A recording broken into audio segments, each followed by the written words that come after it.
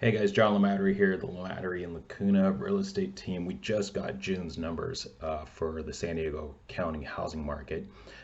It's July 1st. I want to make sure I got these numbers to you right away because if you're thinking about buying or selling, you should know what's going on currently in the market, considering that the Fed raised rates significantly by three-quarters of a point. We all know this back in June. And so it's the first time we get to look at what happened in the last couple of weeks in June as it pertains to homes going to escrow. Is the market still appreciating? Are more people putting their homes on the market, more buyers out there or not, or is it going the other direction? One of the things I've been talking about for I'm going to say 2 years now, is the housing affordability index. And what that is that when only here's what we know: when 20% or less folks can afford to buy a median price home in San Diego County, things get a little bit weird. The market goes sideways. It starts to stall or fall historically. You're going to hear a lot of people say that the market's shifting. And so what we saw in the beginning of the year for Q1, we actually saw that index hit 19%. So only 19% of families could afford a median price home within the county versus going into COVID, we were around 30%, right? 30% of folks could afford to buy a median price home. So we went down to 19%. So we've been watching since Q1 to see, how does that impact our housing market. And I guarantee you that we're probably somewhere around 16, 15 or 16% when Q2's numbers come out in a few months. When they crunch it all, we'll be able to see it.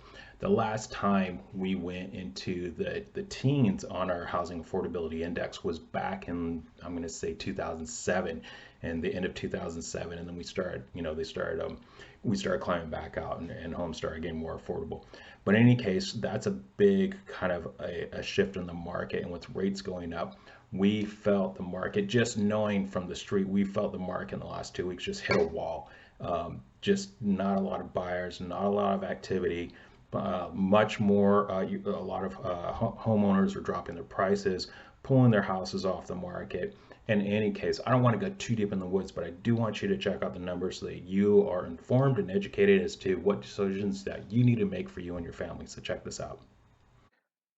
Okay, so I'm not going to go through all the numbers here, but I will go through some of the basics. First off, our pricing.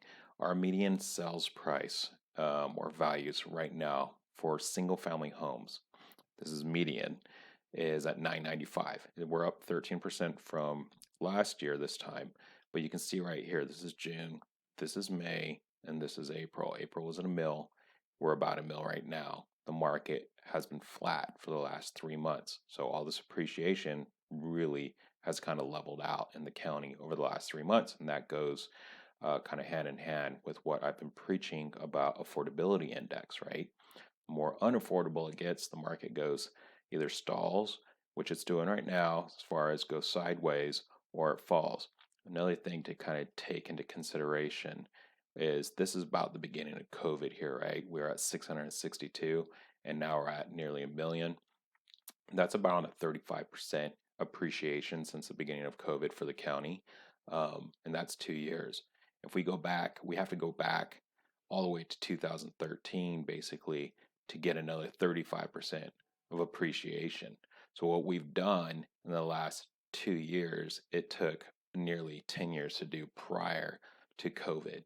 So we've seen this rapid appreciation. So it's no shocker, because rates, obviously the Fed dropped rates, but as they raise those rates, the market is flatlining.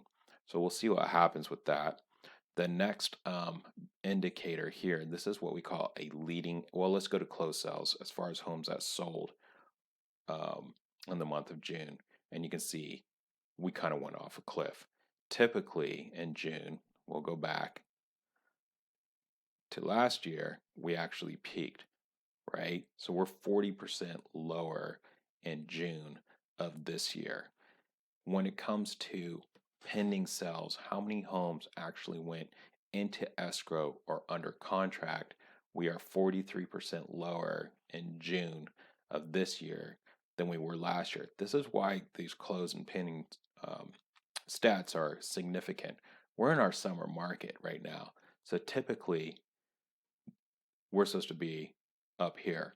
We'll go back to last year, 2,400 closings. This year, 1,300. you can see the cycle year over year, actually in the last 3 years. This is June of this year. This is an abnormal, so this is not normal, excuse me. When we go back here, this is June, July of 2020. We're peaking. This is June of 2021. We're peaking. So the market is clearly not only shifting, it's slowing. Um, and we'll see. I think a lot of this has to do with fear. Buyers are wondering what's coming next. It's not necessarily that they can't, all not afford to buy, but they're sitting back a little bit more on the sidelines versus, we were seeing some like 5 to 10 offers, on each home that, over the past few years. Whereas now homes are sitting longer on the market. We're not seeing as many foot traffic go through the front door, and that equates to not as many offers on a home. So, if I was a buyer right now, I'd feel like I'm definitely in the driver's seat a little bit more than we were before. You don't have to expect multiple offers, and in many cases, you might be the only guy bidding. And in that scenario, you can ask for other incentives, such as for the seller to pay points towards your mortgage rate so that you get a lower monthly payment, which actually would probably make more sense than just trying to negotiate that price down, because that mortgage payment over the life of that loan, you're going to save a lot more money with that lower payment. So, you could do that. You could ask for the seller to do more repairs. You can obviously, offer them less on their asking price. So you just feel like if you're a buyer, you're more in the driver's seat. And then if you're a seller, just, be careful on how you price your property coming out the gate. You might not want to you definitely don't want to overprice it in this environment. And you probably, if it's a model match, you and your neighbor just sold, you're going to want to price it, at your neighbor's sales price, or probably a little bit less, in order to get buyers into your door. That, once you get buyers into the door, you get traffic. Once you get traffic, you get offers. But if you're overpriced, you're going to be hanging out there and you're going to be standing in inventory. So that's my little spiel on the market as it stands right now. It's a weird market, but we'll get through this, guys. Have a good 4th of July. Be safe, and thank you.